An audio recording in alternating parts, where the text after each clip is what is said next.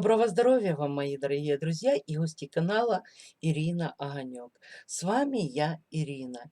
И сегодня я хочу продолжить тему бабушкины советы и нашла вот такую вот довольно-таки интересную статью. Статья «Глина». Пока я буду зачитывать эту статейку, вы не забудьте подписаться на канал, если еще не подписаны, нажать на колокольчик, чтобы не пропустить новых видео. Ну, лайки, дизлайки, пишем комментарии с вопросами по народной медицине. И одна огромная просьба. Не забудьте поделиться этим видео со своими друзьями в своих соцсетях. Кому-то эта информация может оказаться очень полезной. Ну и, конечно же, поможет моему каналу в развитии. Ну а я приступаю к чтению. Итак, глина. Проходят годы, здоровье слабеет, но оглянитесь вокруг. С давних пор люди использовали для лечения глину. Белая, рыжая, бело-голубая. По содержанию минеральных веществ глина не может сравниться ни с какими овощами и фруктами. Бабушка рассказывала, что когда она болела холерой, ее свекровь обмазывала ее всю рыжей глиной, и температура спадала. Свое исцеление бабушка приписывала исключительно рыжей глине. Глинолечение используется при плевритах, перитонитах, катарах, заболеваниях мочевого пузыря, камнях в желчном пузыре, опухолях, язвах. Глина антитоксична. Благодаря высокому содержанию кремния глина используется при лечении туберкулеза, атеросклероза, рассеянного склероза и вообще при старческих заболеваниях. Наличие в глине магния, железа и кальция позволяют использовать ее при истощении, деминерализации организма, анемии. При наружном применении глины к больным местам прикладывают глиняные плитки немного больше, чем немного больше площади, чем само заболевание или больное место. Глину можно использовать холодную и немного подогретую. При заболеваниях сердца, вен, контузиях сначала на больное место кладут компрессы из глинистой воды, и плитки и компрессы покрывают льняной тканью, а сверху кладут шерстяную ткань. Синтетические ткани непригодны для компрессов. Продолжительность процедуры 1-3 часа. Глину после одноразового использования выбрасывают. Глинолечение нужно совмещать с употреблением овощных бульонов, лекарственных растений, массажем и обливанием водой комнатной температуры. Для лечения можно использовать глиняную пудру, которая является антисептической и способствует заживлению ран. Глиной припудривают волдыри, лечат псориаз и другие заболевания кожи. Используют глину и для ванн при артритах, ревматизме, анемии. Ванны принимают 2-3 раза в неделю на протяжении месяца. Время пребывания в ванне сначала составляет 5-10 минут, потом 15-20. Вода должна быть теплой. При ревматизме рук и ног в ванны с глиной добавляют морскую соль. Неочищенная морская соль лечит бесчисленное количество болезней, так как содержит магний, бром, йод, медь, никель, золото, кобальт, фосфор, калий и натрий. Ну, о морской соли я сниму отдельно видео.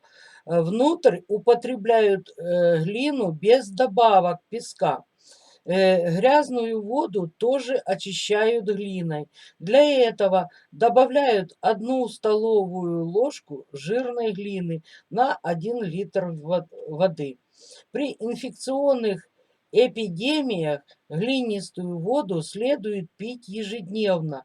Глинистую воду нужно употреблять при язвах пищеварительной системы, дизентерии, ранах, колитах, энтеритах.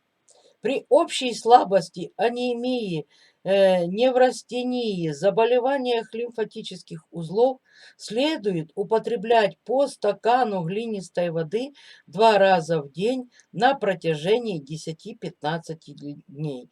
Для ее приготовления в стакане воды нужно растворить 1 чайную ложку глины. При дерматозах следует пить глинистую воду и отвары трав, кожу смазывать глинистой кашицей, а после высыхания смывать глину холодной водой. При заболеваниях печени, желчного пузыря, циррозе, воспалениях к больному органу прикладывают плитки из глины 1 раз в день на 1 час и пьют глинистую воду.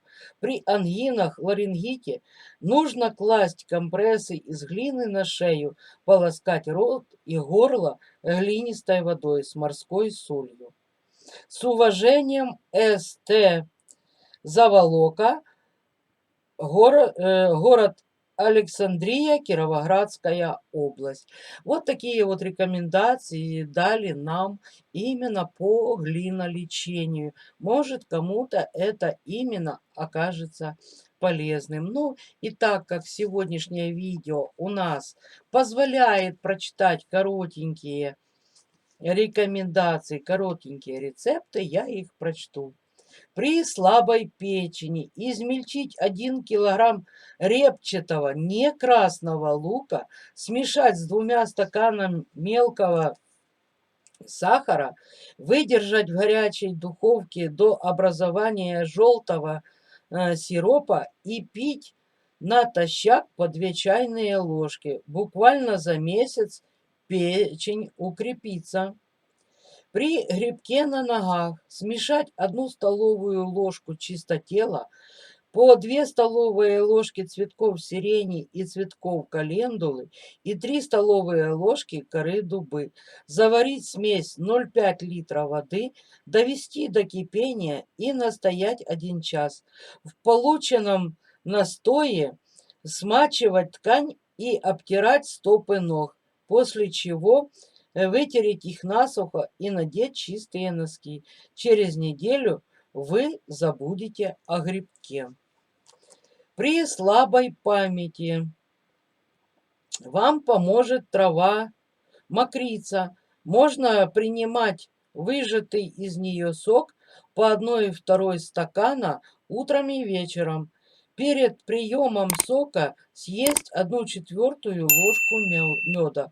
Курс лечения 1 месяц. Сырье можно сушить на зиму. При белокровии смешать по 1 столовой ложке корней одуванчика, коры крушины, бессмертника, эвкалипта, крапивы, шалфея, зверобоя, лафанта анисового, семян болиголова и черной травы и 3 столовые ложки листьев и цветов липы, 3 столовые ложки смеси, залить 0,5 литра кипятка, настоять, процедить и пить до 5 раз в день в течение 2 месяцев. Сырые хранить в бумажном пакете. Да, вот такие вот рекомендации нам дает Анатолий Синцаренко, город Кривой Рог. Это мой сосед. Да еще и практически улица Рыбалка. Совсем недалеко. Вот такие вот рекомендации у нас сегодня имеются. Ну, а я с вами буду прощаться до следующего видео. Скажу всем огромное спасибо, кто досмотрел мое видео до конца. Также буду просить, если еще не подписаны на мой канал, подпишитесь и нажмите на колокольчик, чтобы не пропустить новые видео. Также жмем лайки, дизлайки, пишем комментарии. В комментариях желательно задавать вопросы по народной медицине. Я буду знать, что вас интересует. И огромная просьба, обязательно поделитесь этим видео со своими друзьями в соцсетях. Кому-то эта информация может оказаться очень полезной. Ну и естественно окажет огромную помощь моему каналу. Ну а я на этом прощаюсь с вами. До новых встреч. Ваша Ирина.